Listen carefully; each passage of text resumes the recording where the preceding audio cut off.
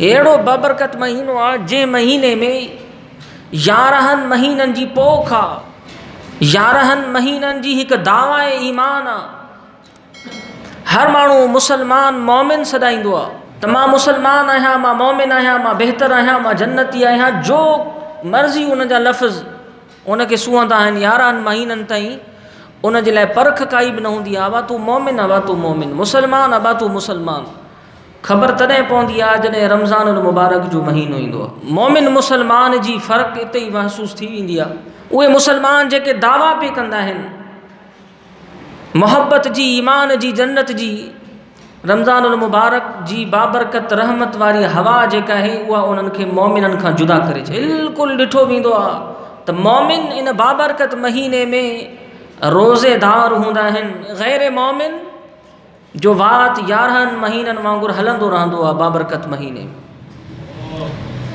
इहो महीनो इम्तियाज़ फ़र्क़ु ज़ाहिर कंदो आहे पंहिंजे ई पराए जो, जन्नती ऐं जहन्नमी जो। बेशक अल्लाह जी ज़ात बाबरकात सत्तार आहे। उन सत्तारी वारे शान सां ही हिकु निज़ाम जोड़ियो आहे। कंहिंजी बि पेशानी ते लिखियलु कोन्हे त तूं जहन्नमी आहे। त शैतानी अफ़आलनि जे ज़रिए सां महसूस ऐं मालूम कयो वेंदो आहे त हीउ शख़्स जहन्नमी आहे। आका करीम अलैहिस्सलाम हिकु दफ़े दायरो फ़रमायो, लीका पे कढिया ऐं सहाबे किराम अलैहिम रिदवान खे फ़रमायूं बेशक अल्लाह जी ज़ात बाबरकात हर शख़्स जे लाइ अल्लाह जी ज़ात खे इल्म आहे, लिखी छॾियो आहे त हीउ शख़्स जन्नती आहे, हीउ जहन्नमी आहे। यानी ही अफ़आलनि खे ॾिसी महसूस करणु या असांजी नुक़्स ऐं कमज़ोरी आहे जो असां कंहिंखे अफ़आल यानी कंहिंखे ज़ुल्म कंदे ॾिसंदासीं, ज़ुल्म जा कम कंदे ॾिसंदासीं, बाद में ख़बर पवंदी उनखे चवंदासीं हीउ ज़ालिम आहे। इन खां पहिरीं असांजी ज़ुबान उनखे ज़ालिम नथी चई सघे। हता के कंहिं शख़्स खे असां शराब कसरत सां पीअंदे ॾिसंदासीं त बाद में असांजी ज़ुबान चई सघे थी त हीउ शख़्स शराबी आहे। अगरि हू न पीए त असांजी ज़ुबान उनखे शराबी जे नाले सां नथी चई सघे।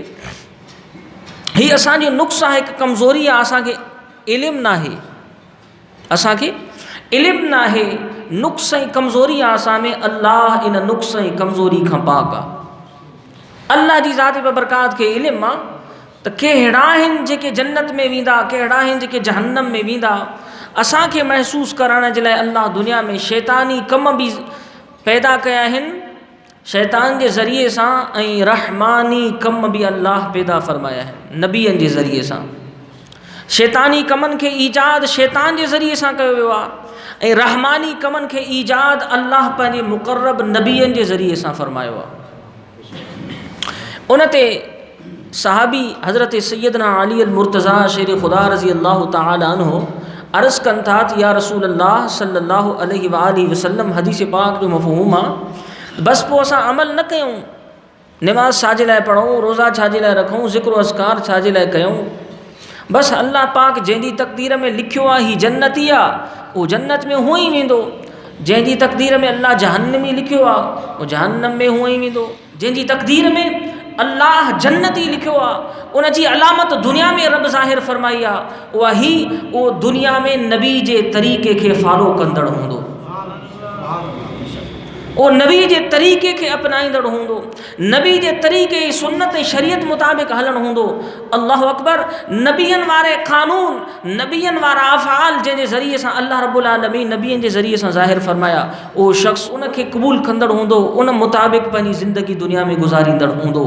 इन मां मालूम थियो अल्लाह रब्बुल आलमीन इन जी तक़दीर में इहो ज़मीन जे तख़्ते ते ख़ुशनसीब आहे जो अल्लाह इन जी तक़दीर में जन्नती लिखी छॾियो आहे।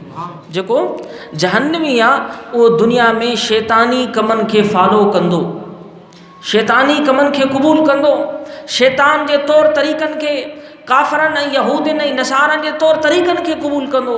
उन मां वाज़े तौर ते मालूम थींदो त हीउ शख़्स जहन्नमी आहे जो दुनिया में जहन्नमिन वारा कम करे रहियो आहे।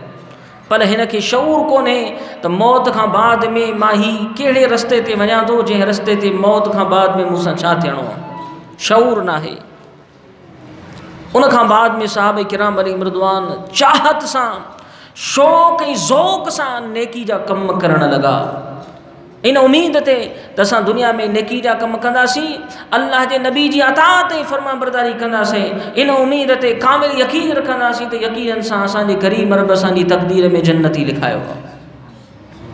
त दुनिया में जेके महबूब जे तरीक़े ते हलनि था, मुबारक उन ख़ुशि नसीबनि खे हुजे जे इहे इन्हनि जी तक़दीर में जन्नती अल्लाह लिखाए छॾियो।